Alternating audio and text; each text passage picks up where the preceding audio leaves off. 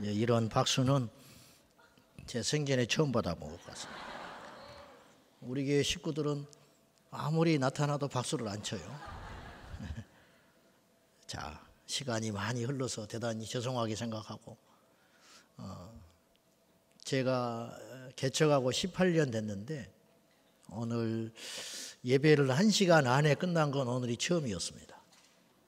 3부 예배 59분 만에 끝내고 날라왔는데, 그래도 여러분이 오랫동안 기다리게 돼서 참 죄송한 마음이 있습니다. 제가 이 자리에 선 것이 꿈만 같습니다. 저는 아시다시피 자격도 없고 특별한 능력 있는 사람도 아니고 또 그렇다고 많이 배운 사람도 아닌데, 제가 이 자리에 선 것이 꿈만 같습니다. 그리고 우리 목사님 이렇게 뵙고 보니 너무 감사하고 제 인생의 버스킷리스트를 하나 해결한 것 같은 느낌까지 듭니다. 제가 개척을 하고, 이 개척교회가 쉽지 않거든요. 아시죠? 어떻게 아세요? 어디 개척교회 목사님이십니까? 모를 텐데. 어죽하면 그 말 안 듣는 인도 코끼리가 발로 뛰었다고 하지 않아요? 한국 가서 개척교회 시킨다고 하니까.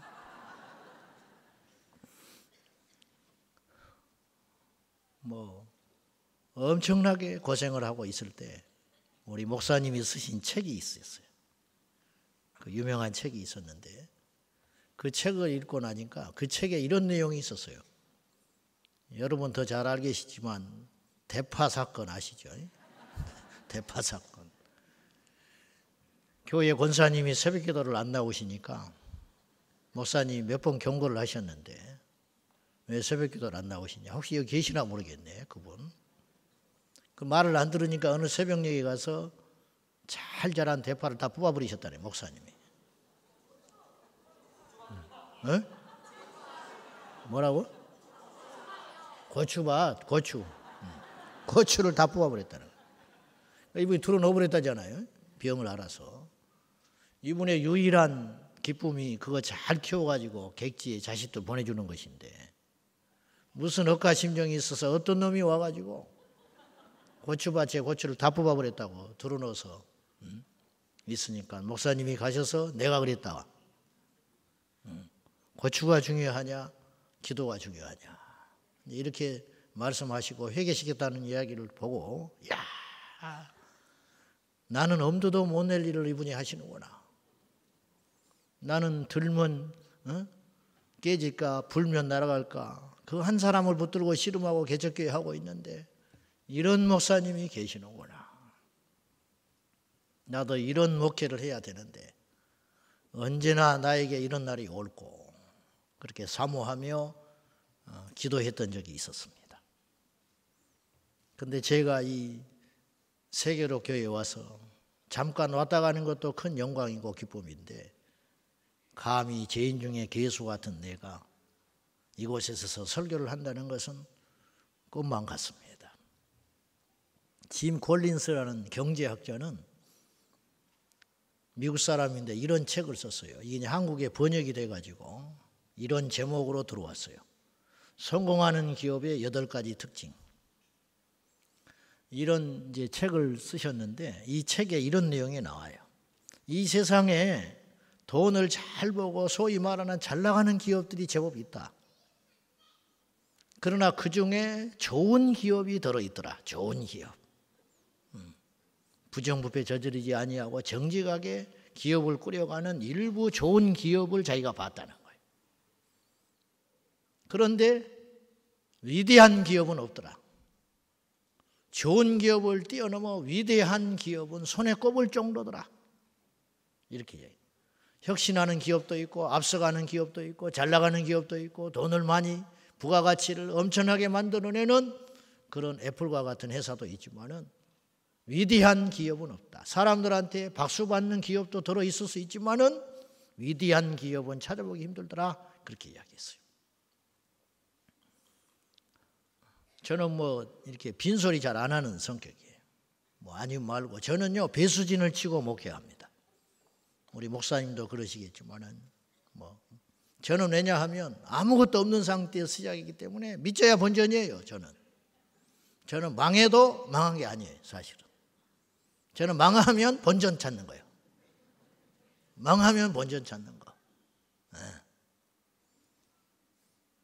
말 안 듣면 장로님도 나가라고 그럽니다. 저는 당신의 영혼을 위해서 나가라. 은혜를 못 받는데 뭐하러 있냐. 몇 번 타일러도 말 안 듣고 혼자 뒤에서 시커멓게 뒤집어 써가지고 기둥 뒤에 숨어 앉아가지고 예배 드릴 바에는 당신에게 맞는 데를 찾아가라. 내가 18년 목회하면서 2명의 사람을 제가 할 수 없이 출교했습니다. 그 영혼을 위해서. 아무튼 저는요 불신자 7남매 집의 막내 아들로 태어났습니다. 무슨 식구들은 그렇게 많이 낳는지 가난한데 우리 할아버지가 6남매를 뒀어요. 5남 1녀, 고모 한 분 두시고 우리 아버님이 아들로 2번째. 근데 우리 아버님도 7남매 낳았어요. 다른 또 사촌들은 얼마나 많겠어요. 버글버글해요. 누가 누군지도 몰라. 명절 때 가면요 큰 집에 모여요. 옛날에도 다 모였어. 명절 때 모이면 하나는 죽어버려도 몰라. 어디 가서 밥 안 먹고 있어도 몰라. 어디 나가서 놀다가 와도 밥 먹었는지 안 먹었는지도 몰라. 그리고 옛날에는 성묘를 악착같이 다녔어요. 성묘를 추석 구정 때 누군지도 몰라. 어느 면지도 몰라. 그걸 대서신같이 걸어가지고 산에 그 깊은데 그러면 남자들만 또 가요. 한 40-50명 줄을 서가지고 쭉 가가지고 가다 보면 하나는 또 없어. 중간에 내려가 버려요. 그리고 내려간지도 몰라. 그럼 내려가면 또 떡국 쳐먹고 있어요. 미리 가가지고. 그렇게 식구가 많았다. 근데 너무너무 신기한 게 그렇게 식구가 많은데 눈을 씻고 봐도 한 명도 예수 믿는 사람이 없어. 예수 믿는 건 2번째고 교회를 다니는 사람도 없어. 그런 희귀한 집에서 제가 세상의 가치관을 찌들어가지고 무조건 이겨야 되고 무조건 어떤 방법을 동원해서라도 1등을 해야 되고 내 건 손에 안 봐야 되고 그런 배경, 철저한 무신론, 불신자적 교육을 받아가지고 저녁마다 우리 형들한테 저는 싸움을 배웠어요. 그래가지고 배우는 것이 절대로 동생들하고 놀지 말아라. 네보다 위에 사람하고 놀아야 배울 것이 있다. 그러니까 이제 지어 터지죠. 달라드니까. 힘으로 안 되면 이빨로 물어버려라. 귀를 뜯어 먹어버려라. 코피를 먼저 내버려라. 이런 교육만 계속 받고 우리 누나는 얼마나 독하고 강했는지 딸 하나거든요. 백마띠. 딸 하나가 난 6남 1녀인데 얼마나 싸나운지 지금은 많이 순해졌어요. 얼마나 싸나운지 남자들을 다 이겨가지고 동네 친구들을 다 이기고 근데 한 명을 못 이기겠더래. 자기 동창. 그래서 밤에 불러내가지고 딱 껴안고 같이 밭에 가서 뒹굴어 버렸어. 그래가지고 기현이 항복을 받아내버렸대. 그런 집구석에서 내가 세상적 가치관 계속 성공해라, 출세해라, 부자 되라, 판검사 되라 이런 소리만 듣고 크다가 내 인생에 나를 전도해 준 친구들이 나타나기 시작했어요. 지금 생각은 하나님의 뜻인데 22명이 나 하나를 놓고 기도하면서 전도를 하기 시작했어요. 나한테 와서 번번이 전도를 하는데 어설퍼요. 내가 봐도 어설퍼. 나만도 못해. 전도하는 것이 나를 못 이겨. 내가 똑똑해서 못 이기는 게 아니라 나는 보는 것만 현상만 믿고 사는 사람. 현상. 얘들은 보이지 않는 하나님을 나한테 설명하려니까 상대가 안 되는 거예요. 나한테. 이를테면 야, 하나님이 살아계셔? 그러면 살아있다고 막 그래. 그러면 내가 이렇게 말을 해. 야, 교회 십자가에 피레침이 있더라 그래. 그럼 뭔 말이냐? 야, 번개 무서워서 교회 십자가에 피레침 달아난 교회인데 하나님이 번개는 안 지켜준다냐? 교회를? 그럼 아무 소리 못해. 맞지요? 제 말이. 이게 16 먹은 애가 할 소리가 아닌 거예요, 제가. 이 안에 이제 뭔가 꽉 세상에 어둠이 차 있으니까 복음이 싫은 거예요. 빛이 싫은 거야. 가, 쓸데없는 소리 하지 말고. 근데 얘들이 포기를 하지 않고 2번, 3번을 찾아왔어요. 3번째 찾아왔을 때 내 심령에 이만큼의 틈이 생겼어요. 뭐 때문에 틈이 생겼냐면은 내가 봐도 얘들이 누가 시킨 건 아니다. 누가 시켜서 왔으면 한 번 오고 안 오는 거예요. 진짜야. 진짜는 진짜야. 어설프긴 해도. 2번째, 뭐 때문에 제가 마음이 흔들리고 요동치기 시작했냐면 나 같은 것이 교회 간들 안 간들 얘들한테 무슨 이득이 있어. 나 하나쯤 간들 안 간들. 왜 나를 그렇게 악착스럽게 돌아가면서 교회를 데리고 가려고 그럴까? 그것에 저는 예수를 본 적도 없고 성경도 본 적이 없지만은 그것 앞에 내가 마음이 흔들렸어요. 어쩌면 진짜인지 몰라, 얘들이. 그래서 내 입에서 툭 나온 말이 한 번은 갈게. 그래가지고 간 그 첫 걸음이 내 인생을 송두리째 바꿔놔 버렸어요. 저는 무당집이나 절간이나 교회나 똑같은 줄 알았어요. 똑같은 줄 알았어요, 실제로. 우리 시골에 저희 집 앞에 사주 관상 보는 남자 무당이 있었어요. 박수. 우리 어머니한테 누님하고 따랐어요. 그런데 제가 교회에 나가서 6개월을 종교 생활을 했습니다. 이 중에도 종교 생활하는 분이 있을 거예요. 많지는 않을 거예요, 이 시간에. 이 정도로 이 시간까지 기다리는 것은 종교 생활하는 사람은 사실 못 견딜 거예요. 저는 종교 생활을 한 6개월 했어요. 6개월. 무슨 말이냐? 하나님 없이 교회만 왔다 갔다 하는, 성경책 들고 예배 드렸습니다. 기도하는 척 했습니다. 찬송했습니다. 심지어는 친구들하고 따라다니면서 친구들 전도도 하러 다녔습니다. 그러나 내 안에는 예수가 없었어요. 그때는 몰랐어, 제가. 여러분 이거 아세요? 가짜는 자기가 가짜인지 몰라. 진짜는 진짜가 되고 나면 가짜가 눈에 띄어요. 이게 판단한다는 게 아니라 진짜는 진짜 눈에는 가짜가 보이기 시작해요. 그런데 가짜 눈에는 진짜가 안 보여요. 이게 영적 원칙이야. 예수님의 눈에는 죽어가는 사람이 보였어요. 그러나 죽어가는 그들의 눈에는 예수 그리스도가 빛으로 안 보이는 거예요. 이게 영적 원리. 한 6개월을 의미 없이 교회만 왔다 갔다 친구 만나러 안 가면 귀찮으니까 또 집에 쫓아오고 올까 봐 또 자존심에 간다고 약속을 했으니까 내 순전한 의지와 힘으로. 그런데 지금 생각하면 그 세월이 6개월이었으니까 그러지 1년, 2년, 3년 있다가 어느 날 어느 고비 사람한테 실망을 한다든지 보대낀다든지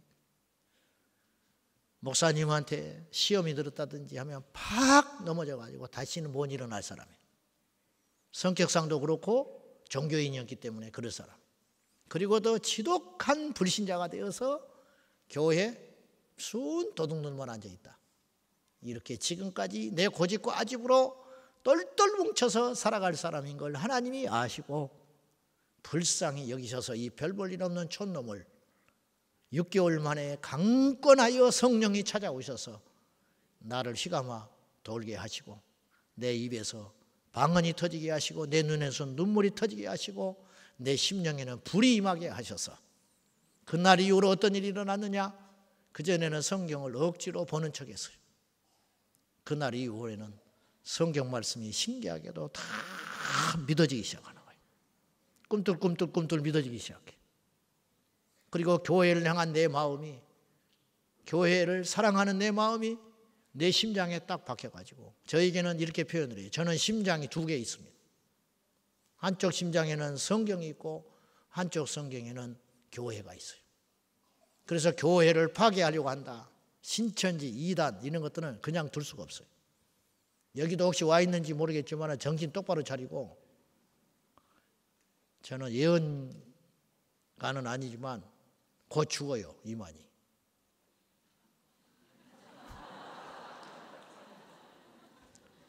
본인도 죽을 줄 알아.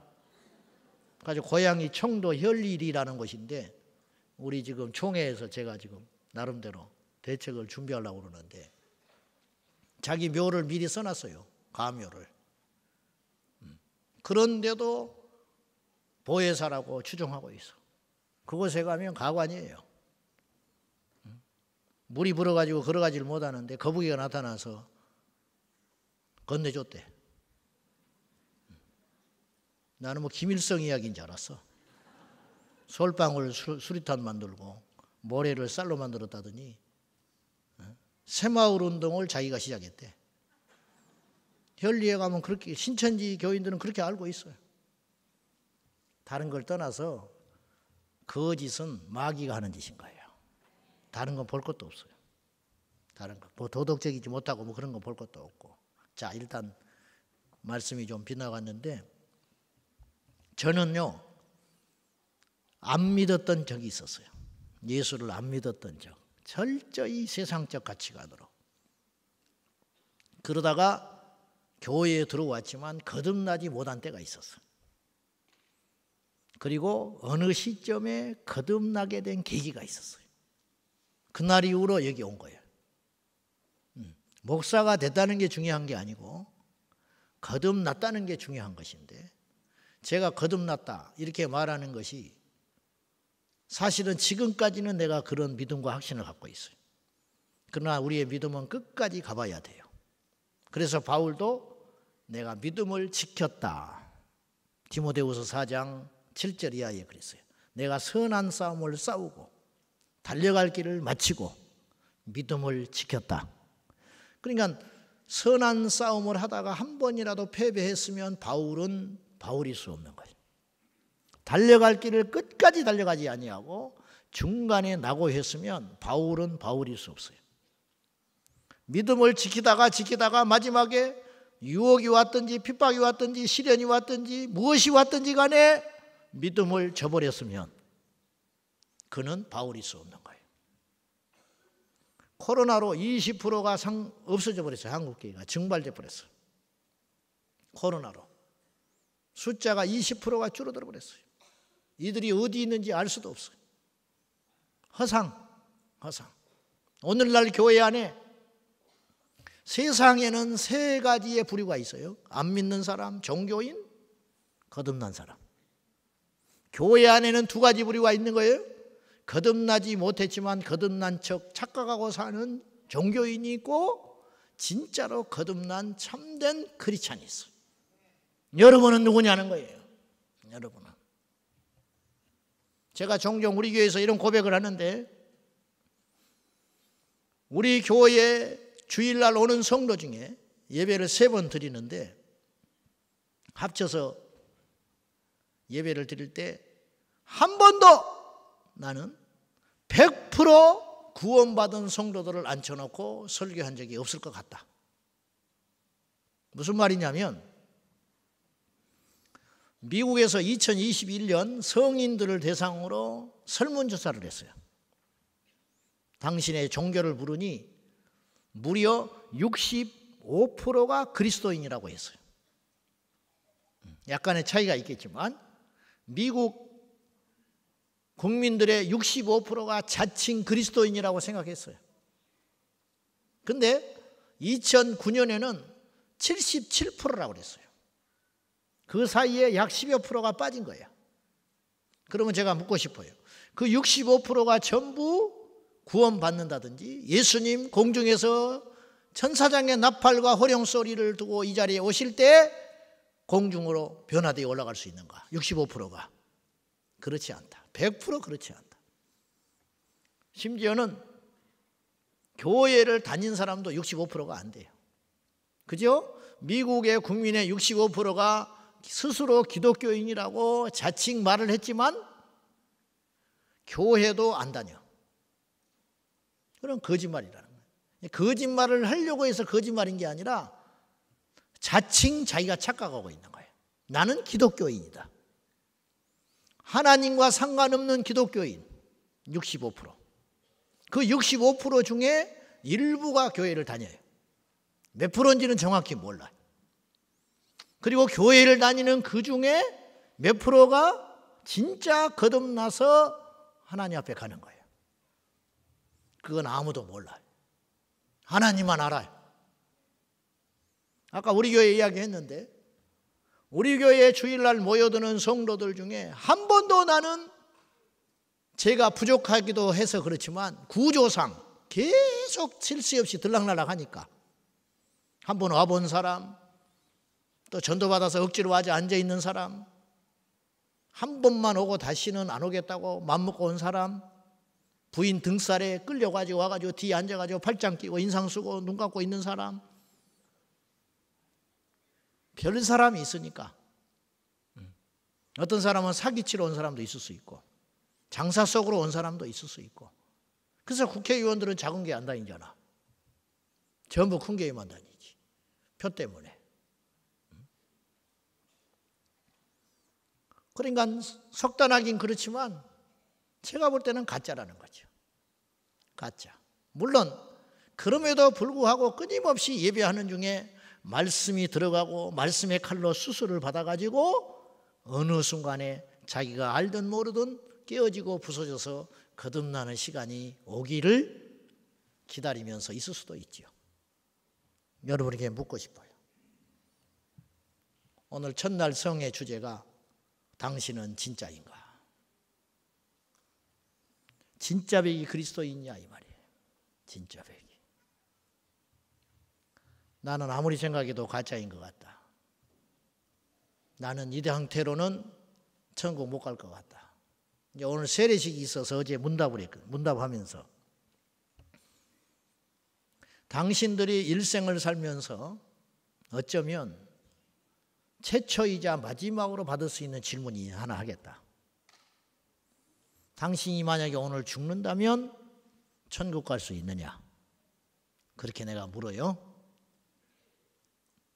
그러면 어떤 사람 울어. 부끄럽지만 나는 거듭났습니다. 그 고백이 진실한 것이고. 그리고 내가 물어요. 그러면 예수를 믿고 뭐가 달라졌냐? 그러면 옛날에 중요하던 것이 이제는 필요가 없어졌다는 거예요. 그것이 바로 가치관의 변화다. 당신은 가치라고 하는 것, 중요하게 여기는 게 가치거든요. 이것이 달라졌다. 장담할 수는 없지만 그 사람은 거듭난 사람이에요. 다시 태어난 사람.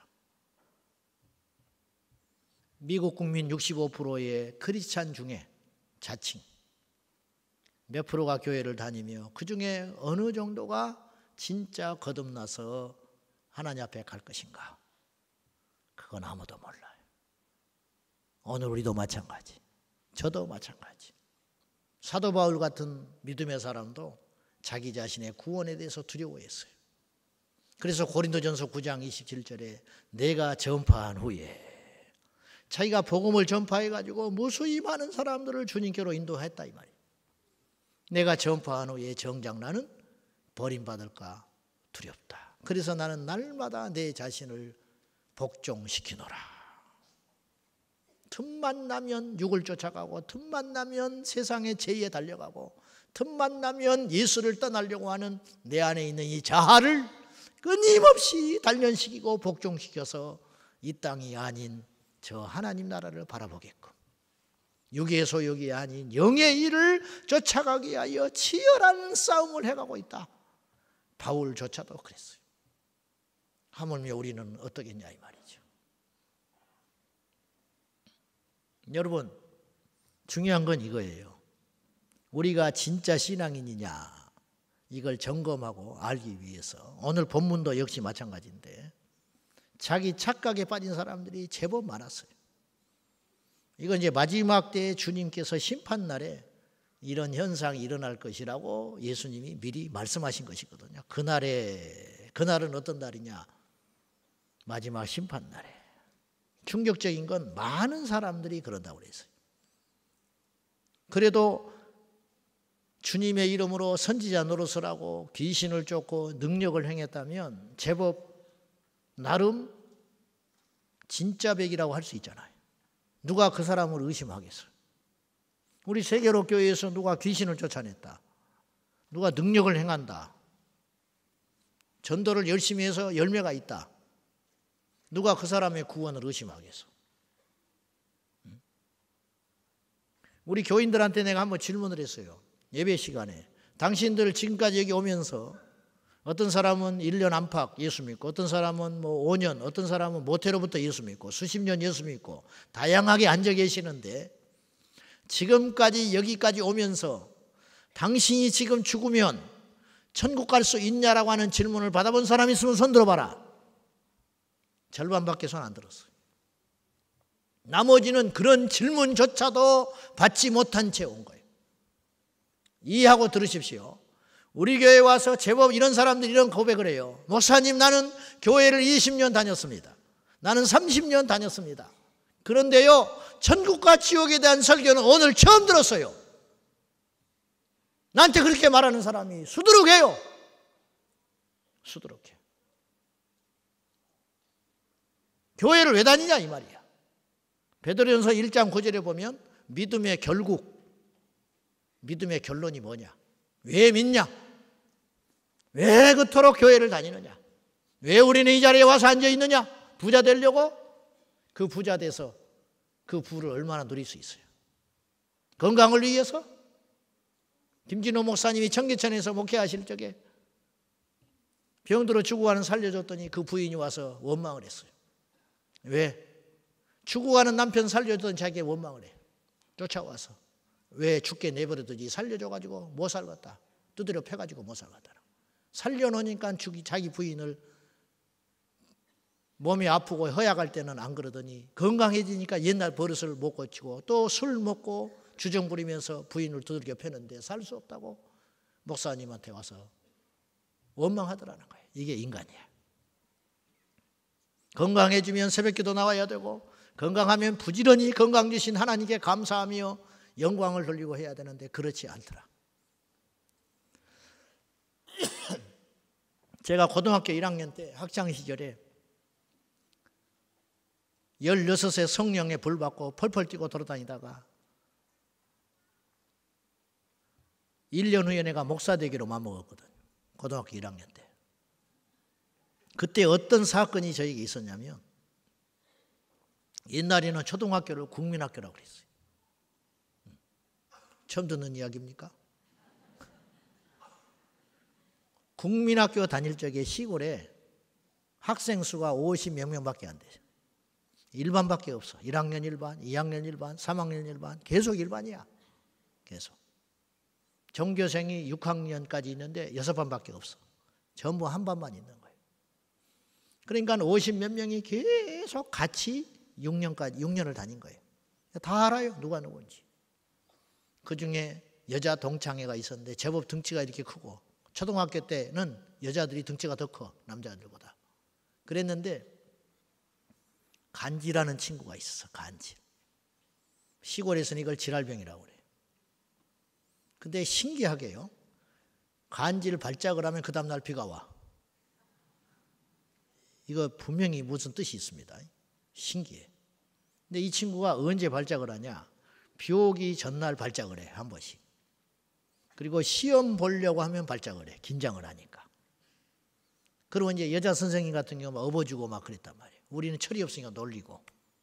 그러니까 6학년을 졸업하고 중학교를 못 가고 몸이 그 지경이니까 여학생이 객지에 언니 오빠들이 많이 있으니까 객지에 가가지고 여기저기 돌아다니면서 그대로 안 나타나 버렸어요. 그런데 고등학교 1학년 때 나타난 거예요. 몇 년 만에. 교회를 왔어요. 옛날에는 1년에 한두 차례 학교에서 발작하는 걸 우리가 봤어요. 근데 이제는 교회에 왔는데 그 몸 좋던 애가 젓가락처럼 말라가지고 온몸에 멍투성이 돼가지고, 왜냐? 아무 데나 뒹굴어 버리니까. 예배 1시간을 드리는데 서너 번은 발작을 해요. 뒤에 앉아서. 눈이 휙 뒤집어지면서 입에 거품을 몰고 그리고 쓰러져가지고 뒹구는데 기억을 못해요. 무슨 일이 일어난지는 아는데. 그런데 하필 우리 시골교회 그 당시 전도사님이 안 계셨어요. 옛날에 시골교회는 전도사님들이 안 오려고 하니까 신학생들이 와가지고 금요일 날 와서 주일 지내고 월요일이면 학교 가서 기숙사 있다가 그리고 주중에 새벽기도는 사모님이 인도하고 그런 구조예요. 교회가 약하니까. 그리고 안수받으면 도해주러 가버려요. 그런데 안수받고 도해주러 가시고 그 다음은 후임 전도사님이 안 올 때였어요. 그러니까 얘를 누구도 케어를 못해. 발작을 하고 앉아있는데. 근데 우리는 동창들이잖아. 그래서 얘를 불쌍해서 앉혀놓고 우리가 막 찬송을 하면서 가운데 앉혀놓고 막 기도를 하는 거예요. 근데 얘가 그냥 고개를 푹 숙이고 이렇게 있는 거예요. 그런데 그렇게 하다가 갑자기 내 마음속에 어떤 생각이 드냐면 이거는 기도할 일이 아니라 이거는 분명히 뭔가 다른 어떤 존재가 얘를 조종하고 있구나. 이런 생각이 쑥 드는 거예요. 왜 그러냐? 마가복음 5장의 말씀이 딱 생각이 났어요. 귀신 들린 아들을 둔 아버지가 예수님께 찾아 나왔는데 예수님이 변화산에 가신 다음에 제자들이 못 쫓아냈어요. 나중에 예수님을 만나가지고 이 아버지가 뭐라고 말을 하냐면 내 아들을 물에도 던지고 풀에도 던졌나이다. 흉악기 귀신 들어서 어떤 사람이 불 속에 들어가고 싶고 물 속에 들어가고 싶겠어요.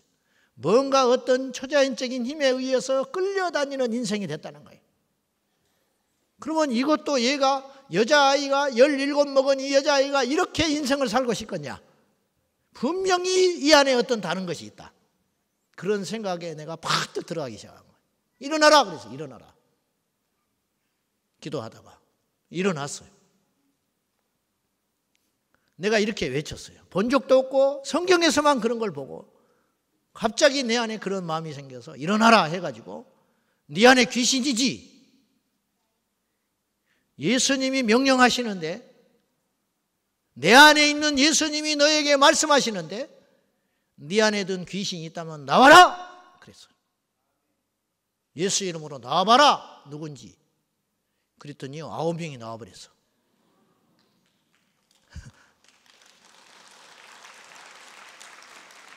나오라고 했잖아요. 나왔어. 근데 내가 놀래버린 거야. 진짜 나오니까. 9인지는 어떻게 아냐? 눈에 보이지 않아. 영적 존재니까. 누구냐고 하니까 이름을 줄줄줄 대기 시작했어요.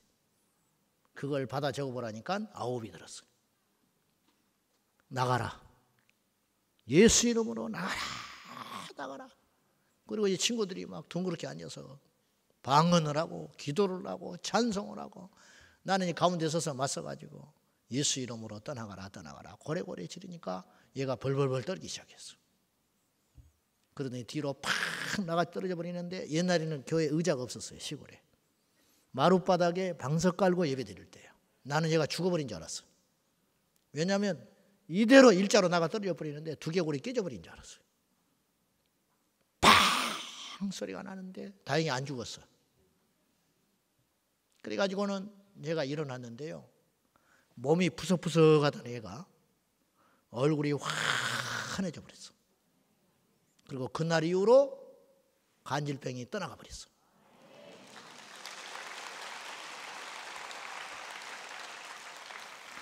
여러분, 능력이 중요한 게 아니야. 그건 누구든지 할 수 있어요. 믿음만 있으면 누구든지 할 수 있어요. 하나님이 그 순간에 쓰는 도구만 되면 제가 한 게 아니에요. 어린아이도 할 수 있어요. 문제는 이거예요. 얘가 그러면 내가 언제부터 이랬냐 내가 물어봤어. 귀신이 나왔을 때. 그랬더니 6살 때부터 그랬대요. 6살 때부터 얘가 경기하면서 간질하기 시작한 거예요. 그럼 6살 때 나중에 정신 돌아왔을 때 너 6살 때 무슨 일이 있었냐 물어봤어.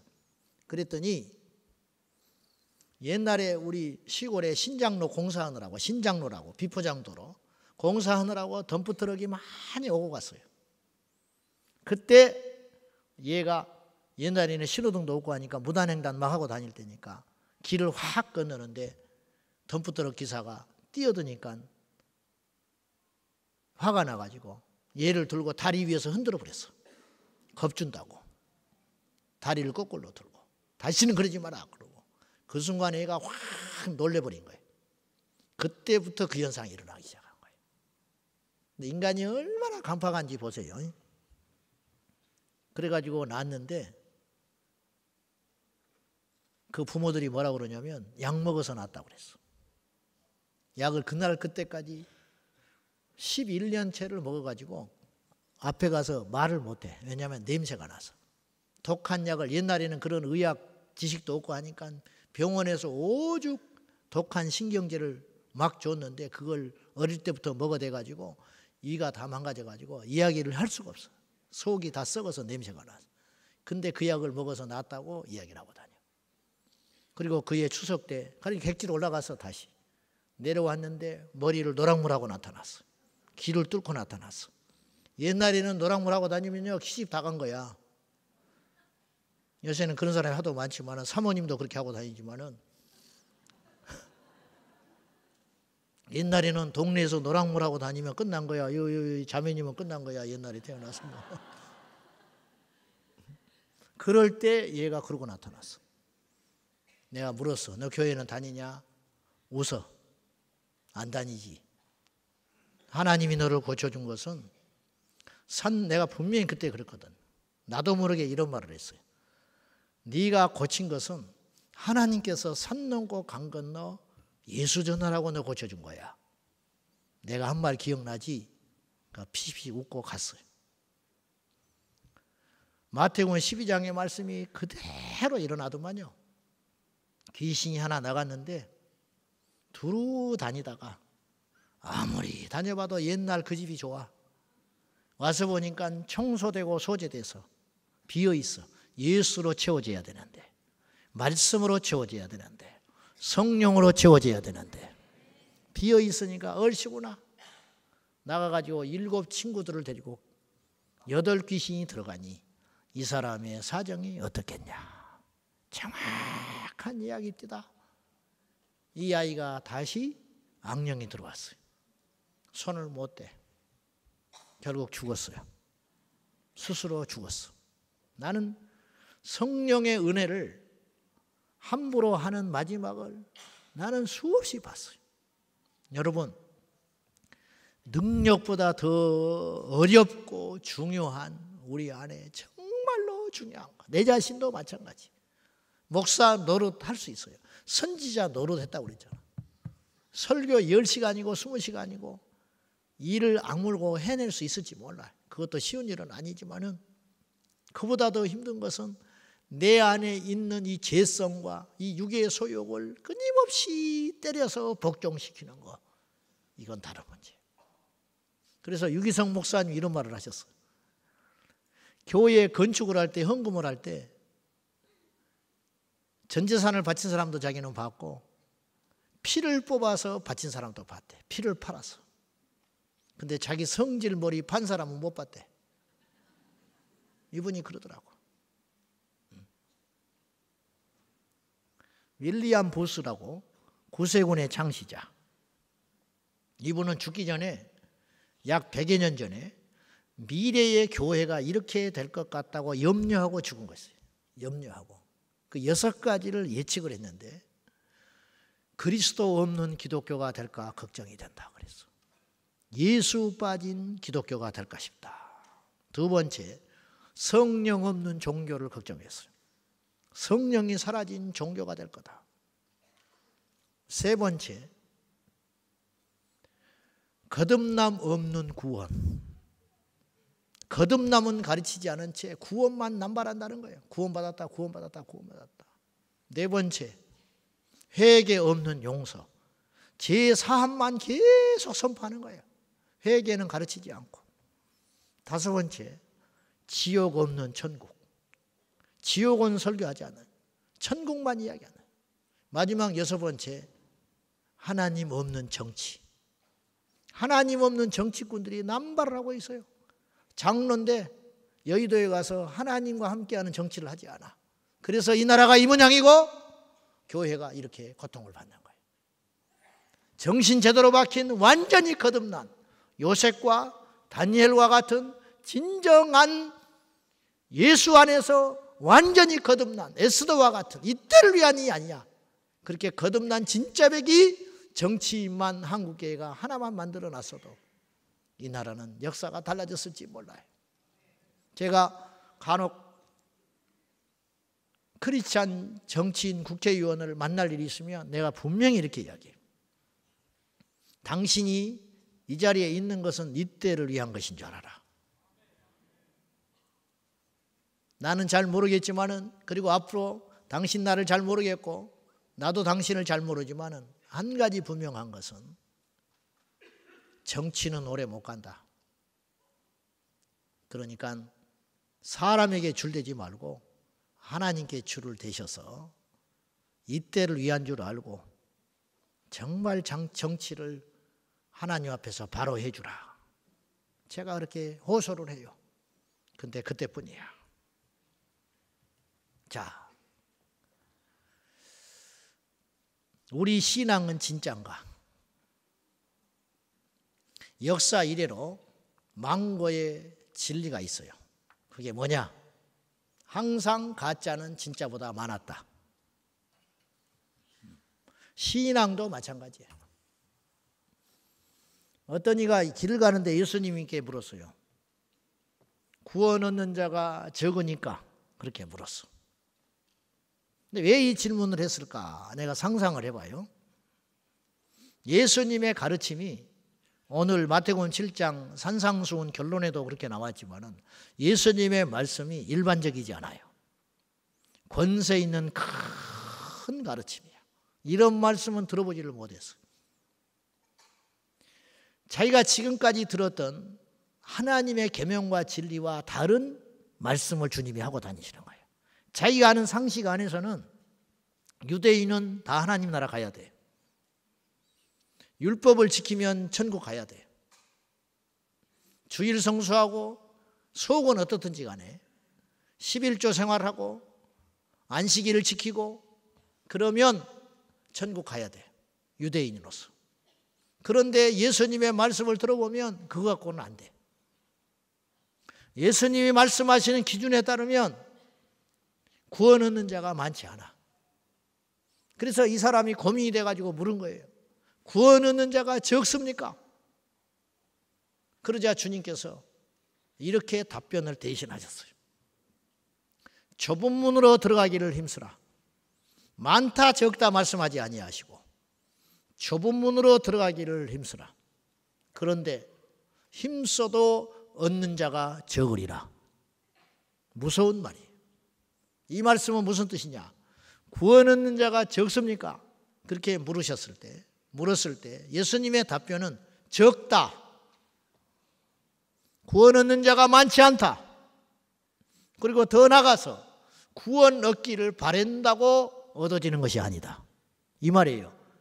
들어가고자 힘쓰되 애쓰되 얻는 자는 적으리라. 주님이 분명히 말씀하셨어요.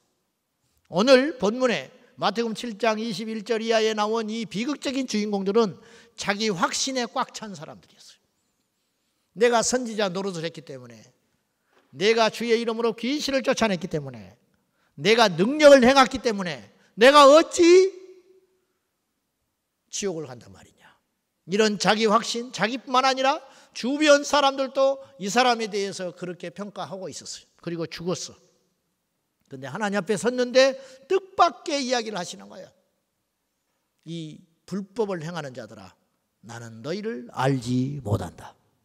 여러분, 우리가 천국에 가려면 주님이 우리를 알아야 돼요. 우리가 주님을 아는 게 아니라 주님이 우리를 알아야 된다고. 이게 구원의 조건이에요. 주님은 다 아시죠. 우리의 머리털까지 세심받았는데 모르겠어? 여기서 안다는 것은 관계가 있다라는 뜻이에요. 관계. 하나님과 밀접한 관계가 있어야 돼. 여러분, 윤석열 대통령 알지요? 모르세요? 알지요? 나도 알아, 그분. 근데 그분이 여러분 아세요? 아는 사람도 있을 수 있지. 그러나 대부분 모르죠. 그건 알미 아닌 거야. 일방적 알미 아니라 나도 그분을 알고 그분도 나를 아는 거. 이게 알미라 할 수 있는 거예요. 오늘 본문에서 주님께서 나는 너희를 모른다 했어요. 그리고 불법을 행한다고 그랬어요. 이 불법을 행한다는 말은 뭐냐? 내가 정해놓은 룰과 법대로 믿음 생활을 하지 않았다, 이런 뜻이에요. 그러면 주님이 원하시는 룰은 뭐냐? 좁은 문으로 들어가는 거예요. 구원을 얻기 위해서 좁은 문으로 들어가는 거예요. 그 문은 좁고 협착하여 찾는 자가 적다. 그런데 넓은 문으로 들어가는 거, 내 마음대로 믿는 거, 내 하고 싶은 대로 하고 살다가 하나님은 곁으로 두고 살아가는 거, 신앙생활이라고 하는 거, 그렇게 하는 사람들은 장애물도 없고 적당히 타협하고 내가 원하는 대로 그렇게 믿고 살아가는 자는 넓은 문으로 들어가는 자이기 때문에 거칠 것이 없다. 그래서 사람들이 전부 그 길을 간다. 미국의 65%가 자칭 그리스도인이라고 했으니 그들의 대부분은 넓은 문을 향하여 걸어가고 있는 거예요. 그 중에 얼마인지는 모르나 아주 일부가 좁은 문을 걸어가고 있어요. 내가 함부로 이렇게 단언하는 것이 참 제 자신도 부끄럽고 하나님께 두려울 정도예요. 너는 그렇게 잘났냐? 그런 뜻이 아니라 지금 사실을 이야기하는 거예요. 지금 전 세계적으로 어떤 일이 일어나고 있느냐? 점점점 참된 그리스도인들의 숫자가 줄어들고 있어요. 이건 분명한 사실이에요. 여러분, 우리가 진짜인지를 검증하려면 말씀으로 돌아가야 되는데 말씀으로 돌아간다는 것도 좀 피상적이고 어려운 문제예요. 사실은 2000년 전 초대교회 성도를 우리 교회에 딱 데려다 놓고 한 달을 같이 예수 믿는 거예요. 같이. 그리고 그 사람이 인정해 줘야 돼, 우리를. 그런데 자신이 있냐 이 말이에요. 2000년 전 예수가 전부고 자기의 전부를 걸고 포기하고 주님을 따라갔던 그 초대교회 성도들의 모습이 과연 우리와 같은가? 오카는 목사님은 이런 비유를 들어서 이야기를 하셨어요. 생전에 이 시대에 지금 교회와 복음이라는 게 이렇게 변질됐다. 어떻게 예를 들었냐? 어떤 사람이 자기 집 종에게 자기가 타고 다니는 말의 발굽을 하나를 건네주고 똑같은 걸 100개를 내가 올 때까지 만들어 놓으라 그랬어요. 그러니까 이 사람이 그걸 들고 대장장이한테 갔어요. 가지고 불에 넣고 해서 달고 가지고 말발굽이 다 다르니까 이 말발굽하고 똑같은 걸 100개를 만들으라고 했더니 처음에 이걸 본을 떠서 만들었을 거 아니에요. 요것하고 똑같은 말발굽을 만들기 위해서 이걸 그대로 본 따서 만들었어요. 똑같은 게 두 개가 생긴 거야. 그럼 두 번째 만들 때는 어떻게 만들어야 돼요? 요걸 또 본 따서 만들어야 돼. 이렇게 만들었으면 100개가 똑같아요. 근데 이 대장장이가 그렇게 하지 않고 어떻게 만들었냐? 이걸 가지고 본따 만드는 유사품 거의 똑같지만 100%는 똑같지 않지. 요걸 만들어진 걸 본을 떠서 그 다음 걸 만들었어요. 그 다음 것을 또 그런 식으로 계속 만들어가지고 100번째 만들 때는 99번째 만들어진 걸 본을 떠서 만들었다 이 말이에요. 본인은 잘 만든다고 만든 거예요. 그리고 눈에가 안 띄어요. 그리고는 100개를 건네줬더니 맞는 것이 10개도 안 돼. 왜냐? 조금씩 타협하고 틀어지고 겉모습은 그럴듯하지만 그러는 사이에 완전히 뒤틀린 말발굽이 된 것처럼 조금씩 타협하고 2000년 역사 가운데 조금 세속화되고 조금 변질되더니 완전히 뒤틀려가지고 예수 없는 종교, 예수가 떠난 교회, 성령이 사라져버린 예배가 이 시대에 일어나고 있는데 옛날 같으면 깜짝 놀랄 일이 지금은 아무렇지도 않게 이 땅의 교회 안에 일어나고 있다는 거예요. 대단히 죄송한 이야기지만 오늘날은 복음을 듣기 위해서 발품을 팔고 다녀야 하는 시대가 됐어요. 옛날에 7, 80년 전에는 한강물 떠다가 먹고 거기에 빨래하고 식수로 다 썼어요. 90년대 초반인데 내가 잊어버리지도 않아. 유럽에 여행 간 우리 선배들이 독일 교회 종교개혁했던 지방을 돌아다닌다고 갔다가 돌아온 선배가 이런 말을 했어. 야, 영국, 독일 이런 데는 물을 사 먹더라 그래. 물을 사 먹는다는 거예요. 그 미친놈들이라 그래. 물을 사 먹더라는 거예요. 그래서 야, 이상한 나라도 있다. 그래서 하는 말이 물이 휘발유값보다 비싸 그 나라는. 그러는 거예요. 1, 2년 있으니까 우리나라에 생수 팔기 시작했어요. 그전에는요 물을 사 먹는 개념이 없었어요. 물 안 사 먹었습니다. 생수라는 말이 안 나왔어요. 음료수는 나왔지. 지금요 우리는 물을 사 먹는 시대에 살고 있어. 왜냐? 물이 귀하니까. 먹을 물이 없으니까. 값을 지불하고 물을 사 먹는 세상에 우리가 살고 있는 거예요. 여러분 아세요?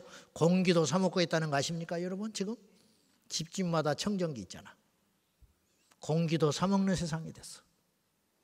제 어릴 적에 초등학교 다닐 때 누수 해외 토픽에 큰 사진과 함께 기사가 떴어. 죽은 마이클 잭슨이 결벽증에 걸려가지고 공기를 산소통을 메고 이렇게 하고 예출한다는 거야. 그래서 미친놈이라는 거야 이게. 근데 우리 모두가 지금 공기를 사 먹는 세상에 살고 있어. 무슨 말이냐?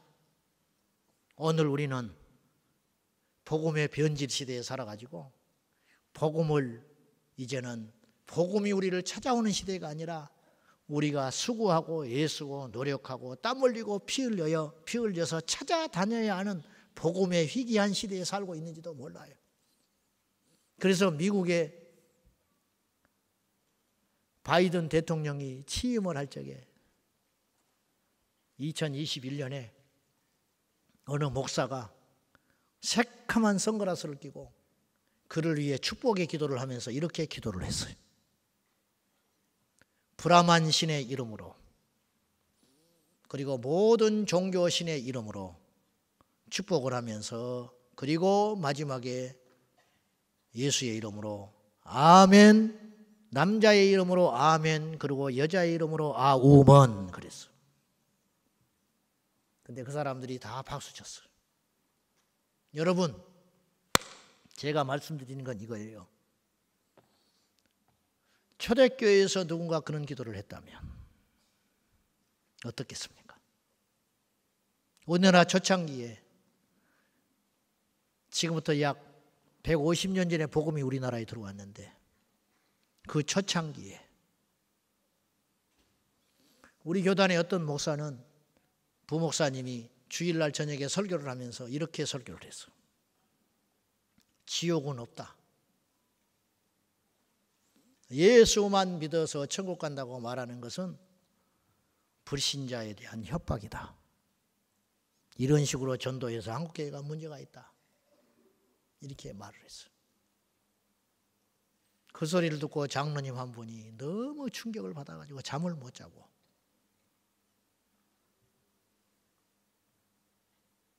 목사님께 건의를 하고 이걸 분명히 바로잡아 달라고 했는데 교회가 꿈쩍하지 않았어요. 그러니까 총회까지 2단까지 올라왔어요. 중요한 건 이거예요. 거기에 수백 명이 앉아 있는데 아무도 문제의식을 못 느꼈다는 것이 더 문제인 거예요.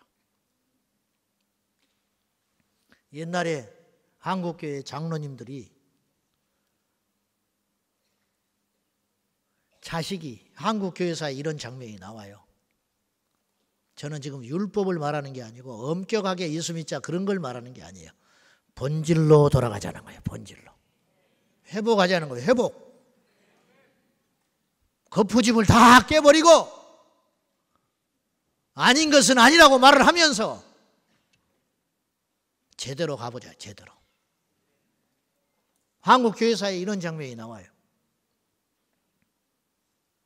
장로님 아들이 불신자 처자를 데리고 와가지고 결혼을 한다고 그랬어요. 장로님이 반대했어요. 안 된다. 우리 집에 불신자는 드릴 수 없다. 근데 이 아들이 우기고 결혼을 했어요. 그 교회에서 어떻게 한지 아세요? 장로님을 책벌했어요. 아들 간수 못해가지고 불신자 며느리 드렸다고 그 장로님을 책벌했어. 지금 이렇게 하면 그 장로님 교회 떠납니다. 성도들도 이렇게 말할 겁니다. 너무했다. 뭐 그런 일로. 그리고 이 땅에 6만여 교회, 나를 포함해서 어느 교회가 감히, 그건 대놓고 나가라는 뜻인데, 그런 용기를 가지고, 그 대신 우리는 이런 방법을 택할 겁니다. 부지런히 기도하고 전도합시다. 그 자매도 예수 믿어야 되니까. 이렇게 나갈 거 아니에요. 그러니까 보세요. 100여 년도 채 안 되는 우리나라 초대교회 믿음의 선조들도 지금 우리 안에 오면 못 견딜 거야. 북한에서 목숨을 걸고 예수를 믿다가 탈북을 해서 중국으로 간 자매가 있는데, 이 자매가 한국교회에 와서 예배를 한 달 드리고 통곡을 하면서 이렇게 기도를 했어요. 다시 북한으로 들여보내 주시오. 이건 예배가 아니야. 내가 생각하는 교회가 이런 교회가 아니야. 지금 이런 상황이 됐다는 거예요. 저는 지금 비판을 하는 게 아니에요. 현실을 정확히 보자는 거예요. 여러분은 진짜입니까? 여러분 절대 못 속이는 게 있어요. 냄새는 못 속여. 냄새. 이제 간혹 가다가 아직 확실히 뒤집어지질 않아가지고 담배를 못 끊는 사람이 있어요. 담배를. 근데 자기는 완전 범죄한다고 담배를 집에 놔두고 이빨을 닦고 교회 오면서 껌을 씹고 그러고 오지요. 근데 씩 지나가면 냄새가 나. 아, 이거 담배 못 끊었구나. 저기서 나타나면 냄새가 나. 담배를 안 피우는 사람한테는 바로 그것이 역겹게 들려와요. 맡아지거든. 근데 본인은 정작 몰라. 이게 냄새의 특징이야. 죽은 사람은 자기가 죽은지를 몰라. 식스 센스라는 영어가 있었어요. 그 브루스 윌리스라는 주인공이 마지막에 명대사가 나와요. 우리 젊은 친구들은 봤겠지만은 이 사람이 정신과 의사인데 어느 날 아이 하나를 상담하기 시작해요. 이 아이가 어떤 아이냐면 죽은 홀령을 보는 거야, 얘가. 그래서 못 견뎌, 못 살아. 그래서 이 병을 고치기 위해서 정신과 의사를 만났어요. 그러니까 이 사람은, 이 아이는 죽은 홀령을 봐. 그래서 길을 가다가 교통사고 나서 죽었으면 그 자리에 가면 피 흘려서 사고 난 그 홀령을 만나는 거예요, 얘는. 근데 마지막 장면에서 이 정신과 의사 주인공이 이 아이하고 이야기를 하는데 얘가 이렇게 말을 해. 근데 박사님 아세요? 뭘? 죽은 귀신은요, 자기가 죽은지 몰라요. 그렇게 말을 했어. 그게 무슨 뜻이냐? 알고 봤더니 이 박사가, 주인공이 얼마 전에 총을 맞아 죽었어. 자기가 죽었는데 이 아이가 죽은 홀령을 보는 사람이라 얘와 대화하는데 지장이 없으니까 얘를 상담하고 대화를 하면서 자기가 살아있는 줄 착각한 거야. 죽었는데. 이게 엄청난 반전의 드라마였어요. 영화니까. 오늘날 교회 안에도 이런 일이 부지기수로 일어나고 있다고 봐요. 여러분, 묻겠습니다. 구원의 문은 넓습니까? 좁습니까? 넓어요? 좁아요? 좁아요? 좋아요? 좁아요? 여러분은 지금 죽으면 천국 갈 수 있습니까? 없습니까? 자신이 없어요? 잘 모르겠어요? 여러분 병원에 갔어요. 의사가 이렇게 진단을 해. 고개를 갸웃갸웃 하더니 왜 이제 왔소? 그래. 왜요? 큰 병원으로 가보십시오. 큰 병원으로 갔네. 불안에 떨면서 거기서도 고개를 갸웃갸웃 하더니 준비하십시오. 3개월입니다. 그래서 기분 나빠요? 좋아요? 기분 나쁘지. 근데 사실은 그건 기분 나쁘고 좋고의 문제가 아니에요. 사실이야, 사실. 당신 3개월밖에 못 살아. 의사가 환자에게 그렇게 진단 내릴 때 그 환자가 멱살을 잡으면서 네가 뭘 한다고 그래. 이건 정신병자야. 의사는 잘못이 없어. 검사 결과가 이야기해 주는 거예요. 탓을 누구도 할 수 없어. 그렇게 돼버린 자기 자신에게 책임이 있는 거예요. 오늘 우리 예배하는 우리 중에 주님의 기준으로 볼 때 거듭나지 못했고 구원받지 못했다면 그건 누구를 탓할 문제가 아니고 왜 그런 설교를 하냐고 말할 게 아니라 왜 그런 부담스러운 이야기를 하냐고 말할 게 아니라 그러면 나는 어떻게 해야 되냐고 나와야 돼요. 저나 여러분이 저를 포함해서 우리 모두가 오늘 거듭나야 됩니다. 진정으로 십자가 앞에서 우리의 죄가 속량받아 우리의 이름 석자가 하나님 나라에 써 있는 진정한 거듭남과 구원의 역사가 오늘 여기에 모인 온 성도들에게 모두 다 일어나기를 예수님의 이름으로 축복합니다. 그러기 위해서 무엇을 해야 되느냐? 용기가 필요합니다. 이 세상에서 가장 큰 용기는 어떤 용기냐? 불에 뛰어드는 용기가 아니고 전쟁터에 뛰어나가는 용기가 아니고 어떤 용기냐? 인정하는 용기. 그렇습니다. 나는 죄인입니다. 옛날에 호산나 교회 최홍준 목사님 그분이 설교 때 이런 이야기를 한번 하셨어요. 원래 호산나 교회가 부산 세중앙교회였습니다. 교회 이름이. 사랑의 교회 부목사님으로 계시다가 부산 세중앙교회 부임을 해서 장로님들부터 신방을 했어요. 500~600명 모일 때. 쭉 장로님들 신방하는데 한 장로님 댁에 들어가서 이분이 굉장히 나쁜 영적인 느낌을 받은 거예요. 여기 신방을 하는데 이 장로님이 아무리 생각해도 이상해. 가짜 같아. 그래서 이 장로님에게 당돌하게 젊은 목사님이 부임해가지고 쫓겨날지 어쩔지도 모르는데 부임한 주제에 이렇게 질문을 했어. 장로님, 거듭나셨습니까? 그랬어. 그랬더니 장로님이 제가 우리 교회 건축위원장이었어. 그래. 아니 그거 말고요. 장로님 거듭나셨어요? 지금 돌아가시면 천국 갈 수 있어요? 그랬더니 내가 선임 장로라니까요. 그랬어. 아니 그거 말고요. 장로님 지금 돌아가시면 지옥에 안 가고 천국 갈 수 있냐고요. 그랬더니 고개를 푹 숙여버렸어. 옆에 권사님이 울어. 가족은 알아요. 내 남편은 장로가 아니야. 사람 좋아하고 성실하고 돈 쓰기 좋아하고 리더십이 있어서 으쌰으쌰 하고 다니다가 어느 날 교회에서 인정받아가지고 장로 돼버린 거예요.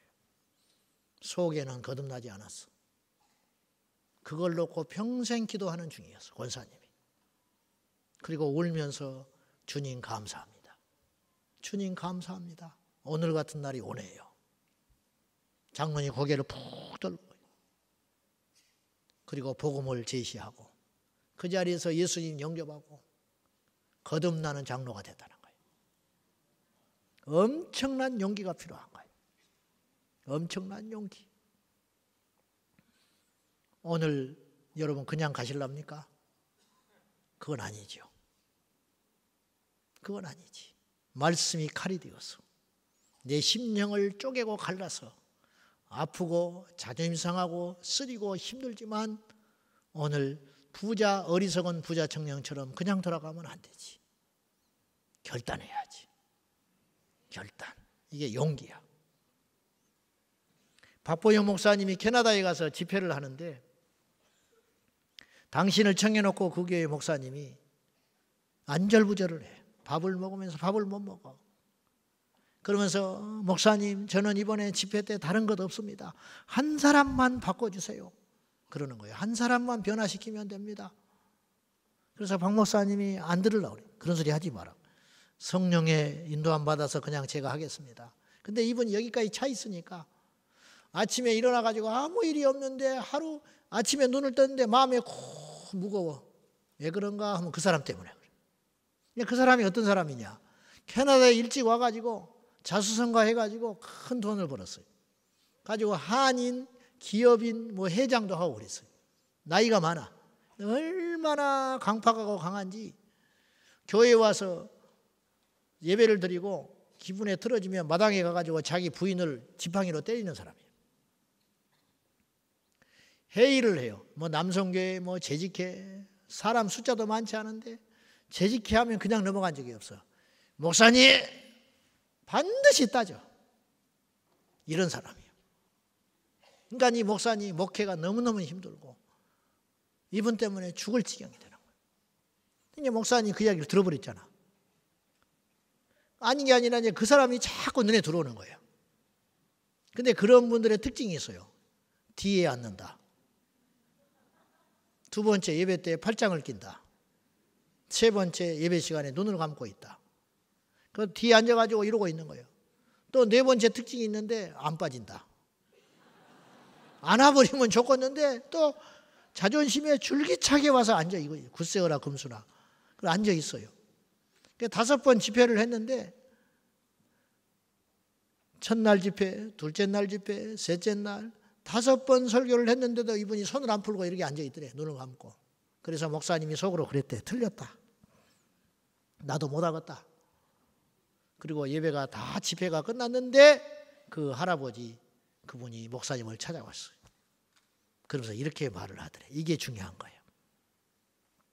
목사님 집회에 큰 은혜를 받았습니다. 그런데 목사님의 말씀에 따르면 나는 지옥 갈 사람입니다. 이렇게 이야기하더래.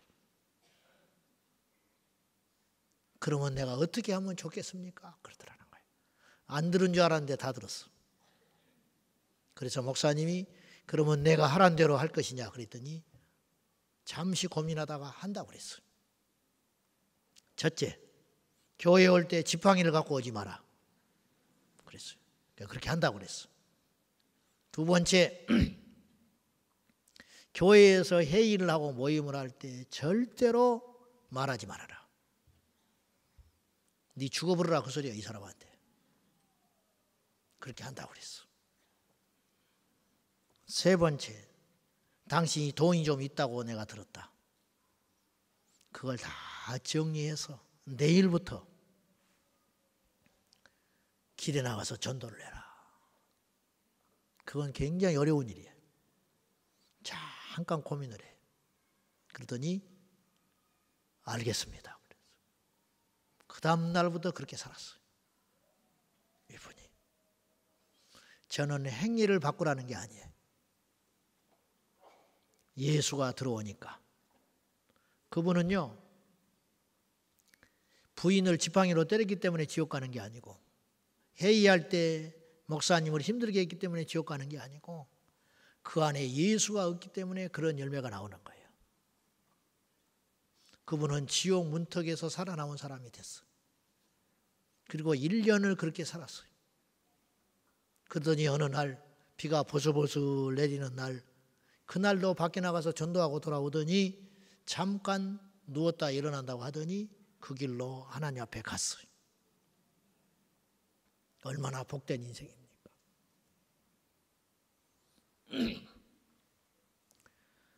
결론을 맺겠습니다.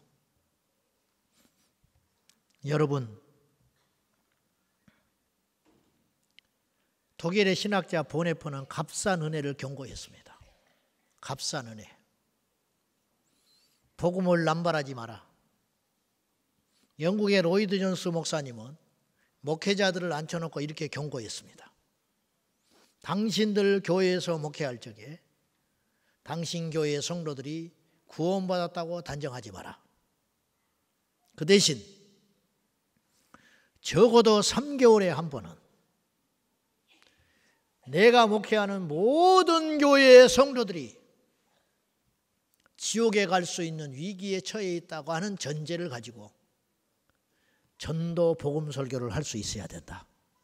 이렇게 말을 했어요.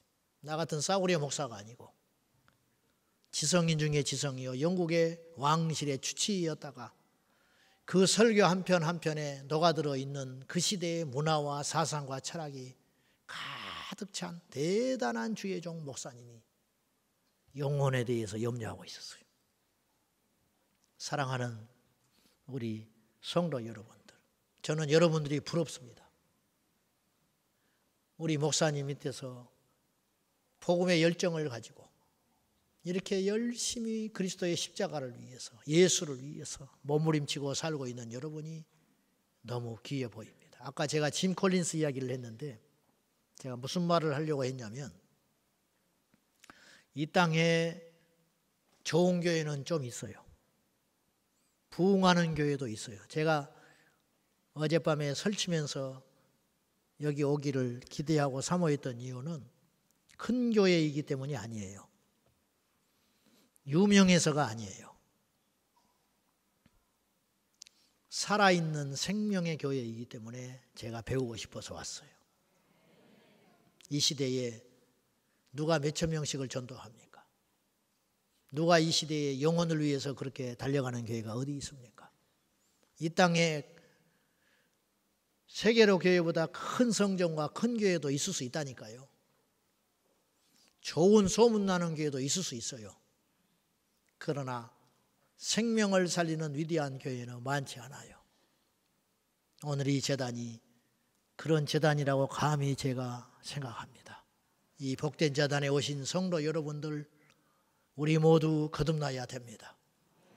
예수 안에서 우리의 노력과 우리의 열정이 헛되지 아니하고 다른 사람 건져내다가 내 영혼이 멸망길로 가는 어처구니 없는 일이 생기지 아니하도록 날마다 두렵고 떨림으로 나의 구원의 문제를 엄중히 생각하고 십자가의 좁은 향하여 삼가 조심히 걸어가는 우리 모두가 되기를 예수님의 이름으로 축원합니다.